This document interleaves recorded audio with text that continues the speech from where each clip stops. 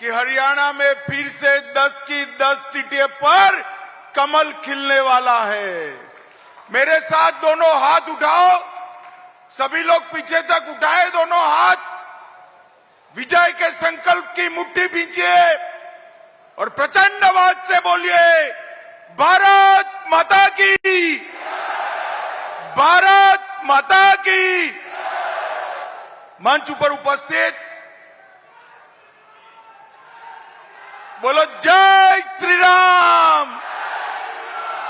मंच पर उपस्थित हरियाणा के सम्माननीय मुख्यमंत्री श्रीमान मनोहर लाल खट्टर जी, हमारे प्रदेश भारतीय जनता पार्टी के अध्यक्ष और मेरे मित्र श्रीमान धनखड़ जी, हमारे गृह मंत्री श्रीमान अनिल विज जी, श्री गजेंद्र शेखावत जी, त्रिपुरा के पूर्व मुख्यमंत्री और हरियाणा के प्रभारी भाई विप्लव देव जी, श्री कंवरपाल गुर्जर जी, रणजीत सिंह चौटाला जी, ओम प्रकाश, श्री सुभाष बराला जी, मेरे साथ दिल्ली से आए हैं, सिरसा जी खड़े हो जाइए, मजिंदर सिंह सिरसा जी जो यहाँ के हैं, दिल्ली भाजपा के बड़े नेता है, ताली बढ़ाओ सिरसा के लिए सभी लोग।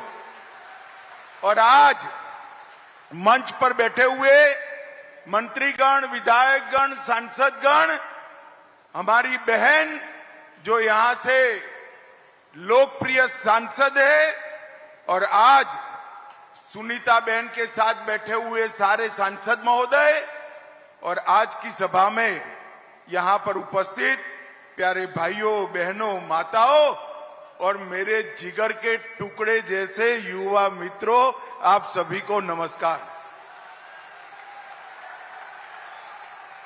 सबसे पहले हरियाणा की पवित्र भूमि, जहां गीता की रचना करने के लिए श्री कृष्ण ने जिस भूमि को तय किया, वो हरियाणा की भूमि को प्रणाम कर कर मेरी बात की शुरुआत करना चाहता हूं।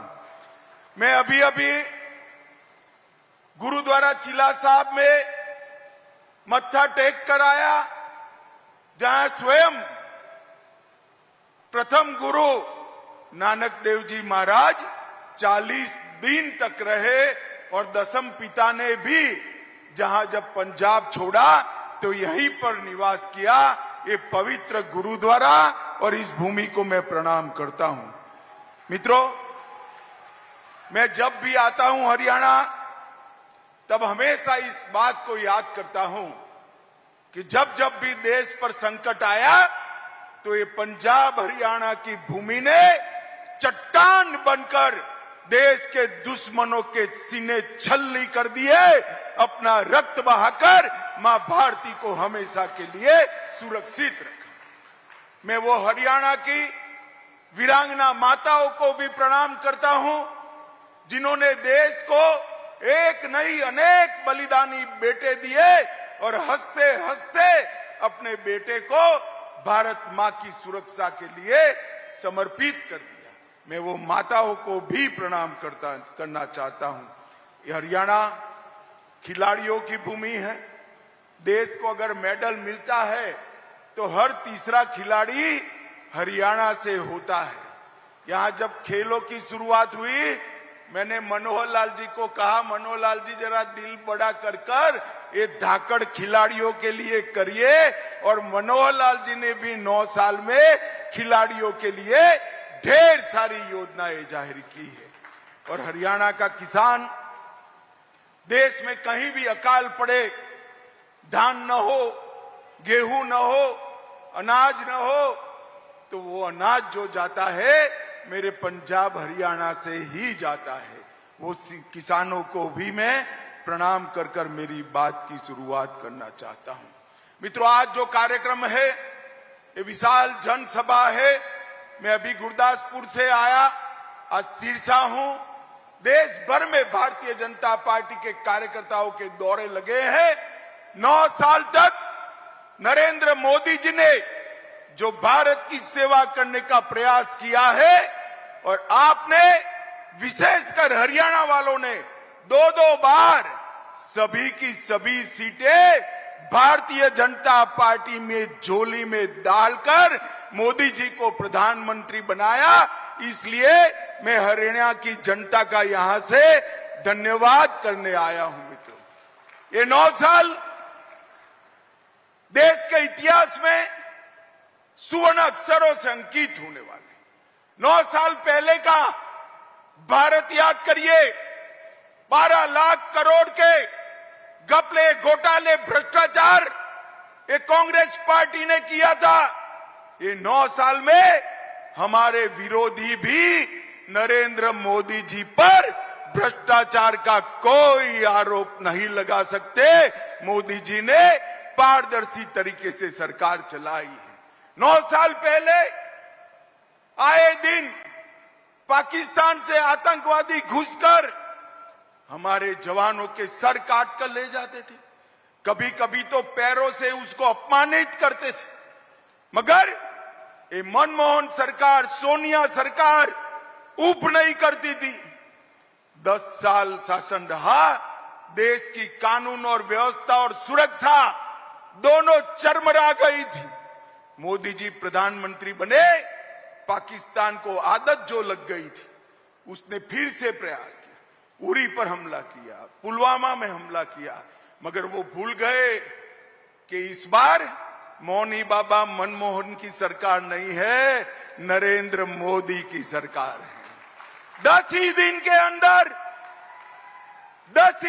अंदर पाकिस्तान के घर में घुसकर सर्जिकल स्ट्राइक और एयर स्ट्राइक कर आतंकवादियों के परछल्ले उड़ाने का काम देश के प्रधानमंत्री के ऑर्डर पर हमारे सेना के जवानों ने किया। ये 9 साल में नरेंद्र मोदी जी ने देश को सुरक्षित किया है। ये 9 साल में नरेंद्र मोदी जी ने देश के गौरव को आसमान तक ऊंचा उठाने का काम किया है। ये 9 साल में पूरी दुनिया कोई भी इश्यू हो, भारत क्या बोलता है इसकी राह देखती है। ये गौरव भारत को दिलाने का काम हमारे प्रधानमंत्री नरेंद्र मोदी जी ने किया है। अभी अभी यूक्रेन और रशिया के बीच में युद्ध हुआ। हमारे बच्चे वहां फंसे थे, हजारों बच्चे फंसे थे। उनके मां बाप की जान तलवे पर लग गई थी। हम सब चिंतित थे। मोदी जी ने रशिया और यूक्रेन के राष्ट्राध्यक्षों को फोन किया। 3 दिन दोनों देशों ने युद्ध बंद किया और हमारे सारे बच्चे सुरक्षित भारत वापिस आ गए। ये बताता है कि दुनिया में मोदी जी के शासन में भारत की पूंछ आगे बढ़ी है। ये 9 साल में मोदी जी ने देश के गरीबों को एक नई आशा देने का काम किया है। हर गरीब को घर, हर गरीब के घर में गैस, हर गरीब के घर में नल से जल, हर गरीब के 5 लाख तक का आरोग्य का पूरी चिंता, हर गरीब को प्रति व्यक्ति प्रति माह 5 किलो अनाज और इसके साथ साथ गैस की सिलेंडर। और मैं आपको पूछना चाहता हूं, हजारों की संख्या में आप बैठे हैं, मुझे बताइए भाई, कोविड का दोनों टीका सबका लग गया है या नहीं लग गया है? हाथ ऊपर करिए तो। लग गया है ना? 25 पैसा भी देना पड़ा है। कोविड जैसी महामारी में पूरी दुनिया आश्चर्यचकित है। भारत ने 130 करोड़ लोगों को दोनों टीके लगाकर कोविड से सुरक्षित करने का काम देश के प्रधानमंत्री नरेंद्र मोदी जी ने किया है। माताओं, भाइयों, बहनों, कोविड के वक्त भी ये पॉलिटिक्स नहीं छोड़। राहुल बाबा ने कहा कि कोविड का टीका तो मोदी टीका है, मत लगाइयो। मगर किसी ने नहीं सुनी उनकी। सबने टीका लगाया। अंत में वो भी एक दिन रात को अंधेरे में टीका लगाकर आ गए। मित्रों, जो कांग्रेस पार्टी भ्रष्टाचार कर रही थी, जो देश को सुरक्षित नहीं रख पाई थी, उसने कोविड जैसी महामारी के समय भी राहुल बाबा एंड कंपनी ने पॉलिटिक्स करना नहीं छोड़ी। ये मोदी जी के 9 साल भारत गौरव के 9 साल हैं। मोदी जी के 9 साल गरीब कल्याण के 9 साल है और मोदी जी के 9 साल भारत के उत्कर्ष के 9 साल है। मित्रों, आज कोविड के बाद पूरी दुनिया मंदी के चपेटे में है। उस वक्त भारत के अंदर नरेंद्र मोदी जी की नीतियों के कारण मंदी दस्तक नहीं दे पाई है। ये हमारे लिए बहुत बड़ी बात है। मित्रों, आज नरेंद्र मोदी जी के नेतृत्व में भारत आगे बढ़ा है। मोबाइल का सबसे बड़ा दूसरा उत्पादक बना, ऑटोमोबाइल का तीसरे नंबर का उत्पादक बना और स्टील का सबसे बड़ा उत्पादक बना है। अभी अभी मोदी जी G7 की बैठक में गए, कोई प्रधानमंत्री उनके ऑटोग्राफ मांगता था, कोई राष्ट्राध्यक्ष इनसे अपॉइंटमेंट मांगता था और अफ्रीका गए तो किसी किसी ने तो पैर छूकर आशीर्वाद भी दिए। मित्रों, ये जो सम्मान नरेंद्र मोदी जी को मिला है वो नरेंद्र मोदी जी का सम्मान नहीं है, ये भारतीय जनता पार्टी का सम्मान नहीं। ये सम्मान जो नरेंद्र मोदी जी को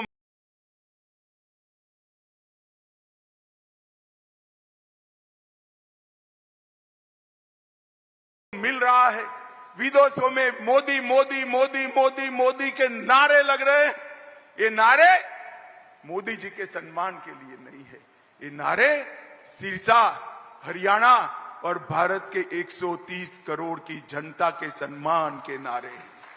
मोदी जी ने दुनिया में भारत को आगे बढ़ाया है। किसानों के कल्याण की बात हुड्डा साहब करते हैं। हुड्डा साहब को मैं चैलेंज देने आया हूं सिरसा की भूमि पर। हुड्डा साहब, 10 साल आपकी सरकार चली, कितना धान कितना गेहूं खरीदा, हिसाब लेकर आ जाओ आप।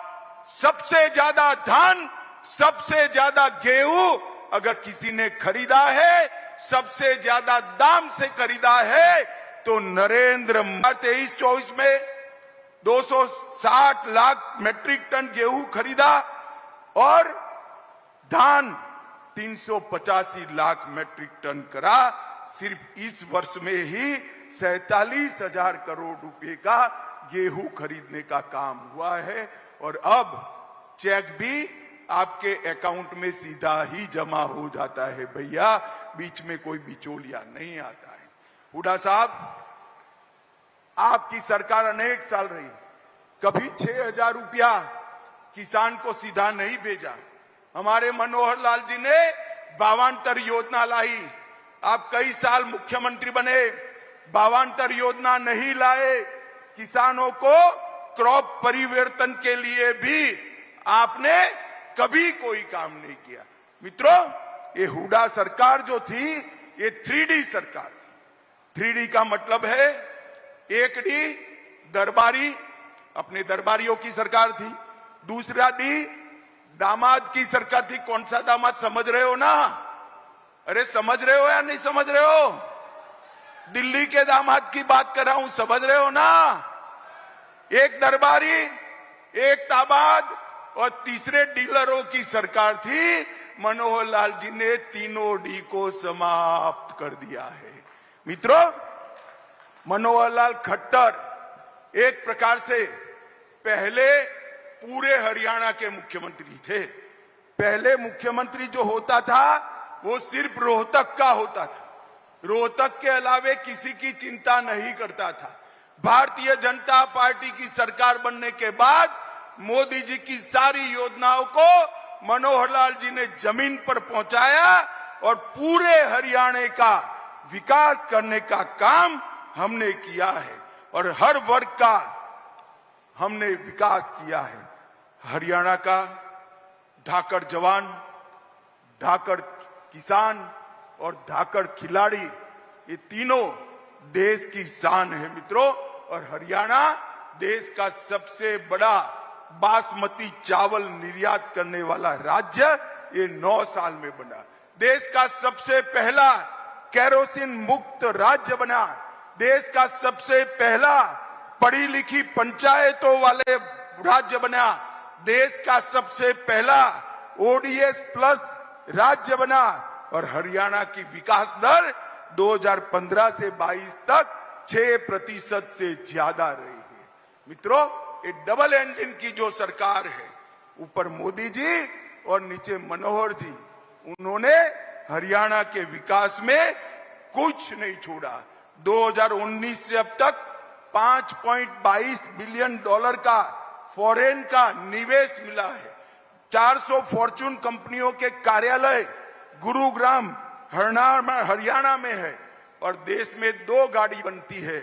मेरी बात ध्यान से सुनना सिरसा वालों, देश में 2 गाड़ी बनती है तो इसमें से 1 गाड़ी मेरे हरियाणा से बनकर देश में जाती है। 50% गाड़ियां हरियाणा से बनती है। आज मैं जब यहां आया हूं तब चौधरी देवीलाल जो की भी जरूर याद करना चाहता हूं। देवीलाल जी ने हरियाणा के किसानों के लिए ढेर सारे सपने देखे थे और किसी ने तो पूरे नहीं किए। हमारे नरेंद्र मोदी जी ने इसको पूरा करने का काम किया है। मित्रों, हरियाणा नशे का शिकार बन रहा है। मैं आप सभी को कहना चाहता हूं, देश का प्रधानमंत्री नरेंद्र मोदी जी इस बात से बहुत चिंतित है और उन्होंने भारत सरकार के गृह मंत्रालय के सामने एक लक्ष्य रखा है कि कुछ ही समय में भारत नशा मुक्त होना चाहिए और ये अभियान हरियाणा में चालू हो गया है। मित्रों, सिरसा में भी ये 9 साल में बहुत कुछ हुआ है। 1513 करोड़ रुपए का किसानों को बीमा का क्लेम दिया है हमने। राष्ट्रपति द्रौपदी मुर्मू ने 22 एकड़ भूमि पर 1000 करोड़ के साथ मेडिकल कॉलेज की आधारशिला रखी। सिरसा फतेहाबाद मार्ग का निर्माण चल रहा है। कई नए पुल बन रहे हैं। सिरसा के तेजाखेड़ा, आशाखेड़ा और चौटाला की जमीन पर मेगा फूड पार्क बन रहे हैं।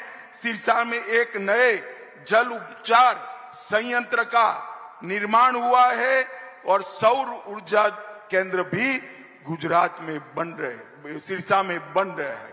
मित्रों, एक कॉन्स्टिट्यूएंसी में इतना सारा विकास कभी पर नहीं हुआ। सुनीता दुग्गल हमेशा भारत सरकार के मंत्रियों के पास आपके सवालों को लेकर झगड़ा भी कर लेती है और गिड़गिड़ा भी लेती है। एक ताली सुनीता बहन के लिए बजा दीजिए सभी लोग। मित्रों, ये हुडा जी हमेशा कांग्रेस की बात करते हैं। मैं हुडा जी को पूछने आया हूं, हुडा महाराज, हिसाब लेकर हरियाणा की जनता को दो कि आपके शासन में, कांग्रेस के शासन में ऊपर नीचे दोनों आपकी सरकारें थी, आपने हरियाणा को क्या दिया। मैं आपको कहता हूं, कांग्रेस की सरकार थी तब 2004 से 14 तक हरियाणा को डिवेल्यूशन और ग्रांट इन एड के कुल मिलाकर 40,000 करोड़ रुपया दिया था। कितना दिया था भाई, जरा बोलो तो? 40,000 करोड़। और नरेंद्र मोदी जी ने 40,000 करोड़ से बढ़ाकर 1,30,000 करोड़ रुपया देने का काम किया है। 1,30,000 करोड़ रुपया, और वो हमारा हिसाब मांगते हैं। मित्रों, हमने 1400 किलोमीटर नए नेशनल हाईवे बनाए, 17 नए राष्ट्रीय राजमार्ग हरियाणा में घोषित किए, 20,000 करोड़ रुपए से आर्थिक गलियारे की योजना बनाई, 12,150 करोड़ की लागत से सबसे बड़े गुरुग्राम पलवल नूह जिलों से गुजरने वाले एक्सप्रेस वे को बनाया, 4,000 करोड़ की लागत से कुंडली मानेसर पलवल एक्सप्रेसवे का उद्घाटन हो चुका है और इसके साथ साथ 11,000 करोड़ की लागत से खरखोदा में 10 लाख वाहन की प्रति साल क्षमता रखने वाली मारुति का विस्तारीकरण कार्यक्रम हुआ। कई सारी संस्थाएं दी। कैंसर, राष्ट्रीय कैंसर इंस्टीट्यूट 710 बेड 100 एकड़ भूमि पर श्री कृष्ण आयुष विश्वविद्यालय, भारतीय सूचना प्रौद्योगिकी संस्थान सोनेपत, एनआईडी हरियाणा, ढेर सारी संस्थाएं दी। और मित्रों, 20 लाख किसानों को हर साल 6,000 रुपया मिल रहा है।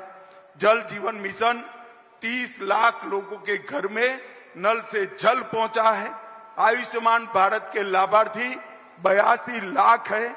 7.5 लाख शौचालय बन चुके हैं। 1 करोड़ 30 लाख लोगों को फ्री ऑफ कॉस्ट प्रति व्यक्ति 5 किलो अनाज मिल रहा है। प्रधानमंत्री आवास योजना के टोटल 75,000 से ज्यादा घर बने हैं और ढेर सारे काम किए हैं।